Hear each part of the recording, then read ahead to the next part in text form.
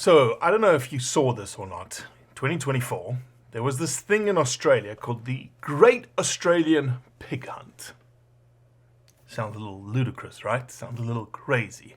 It was put on by the Australian Pig Doggers and Hunters Association. And the reason they did it was they're pretty much the most vilified organization or vilified set of hunters in Australia. Hunting down pigs with dogs and seems a little cruel, seems a bit unethical. But what is their true purpose? What is the impact, benefits, and consequences of the Australian Pig Doggers and Hunters Association? That was a question that they wanted to ask. Do we have a value? Do we have an environmental, ecological value? Do we have an economic value? And so that's what Ned McKim and the board of the Australian Pig Doggers and Hunters Association, APDHA, I don't know if I can say both at the same time, decided to do.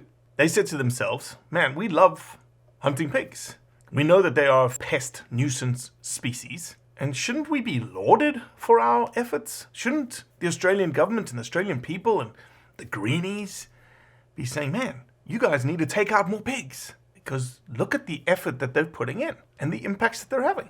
So in 2024, they came up with this idea, the Great Australian Pig Hunt. And really it was simple. What they wanted to do is quantify how many pigs really are being taken on an annual basis across Australia.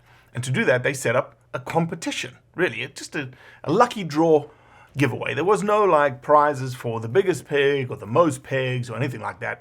It was just a lucky draw based on people submitting data. And the kinds of data they needed were all sorts of data on gender, on age class, on whether the female sows were lactating.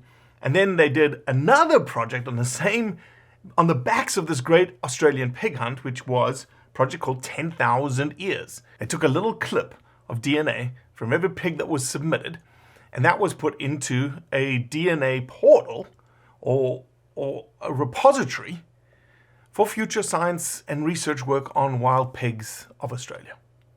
Pretty incredible.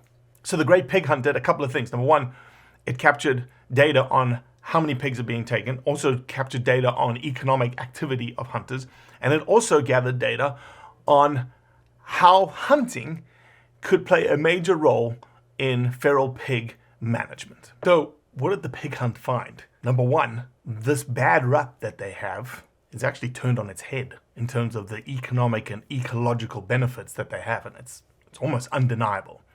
So what they did is they took all the data and they used a couple of really smart scientists to extrapolate that data to give a general estimate of all hunters and their impacts on pigs across Australia. If you want information on the scientific methodology of how the extrapolation worked, the Australian Pig Doggers and Hunting Association has a report that goes into those details. So, how many pigs do you think they killed?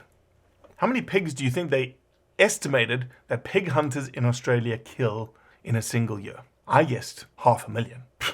I was way off. I think more like 5.4 million pigs in 1 year. It's pretty incredible. And then you take the economic impact of those pig hunters, almost 327 million Aussie dollars into the economy. And more importantly, into the rural economy of the Australian landscape. I think at the end of the day, hunters and hunting is coming under scrutiny and under attack in Australia. And yes, government has a role to play in wildlife management. These numbers from the Great Australian Pig Hunt are undeniable from an ecological impact as well as an economic impact. I think what's more impressive is instead of the government using taxpayer money to control these pigs, it's the Australian hunters investing in the economy of Australia through hunting these pigs. Show me a better win-win-win.